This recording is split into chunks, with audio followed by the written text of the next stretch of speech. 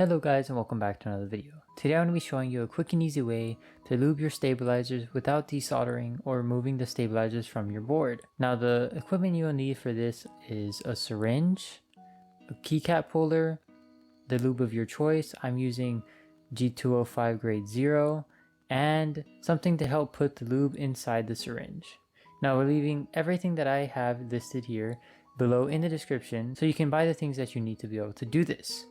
Now with that out of the way, all you really have to do is find the hole inside the stabilizer by pushing it up and putting the thin needle into that hole. And when it's in there, you just squeeze the lube to how much you want, but mainly you can eyeball it by seeing when it's basically filled up by it almost overflowing, and then you move on to the rest of your stabilizers. It's quite simple and easy to do, and it's basically if you think that your stabilizers may need a little bit more lube than you previously put on.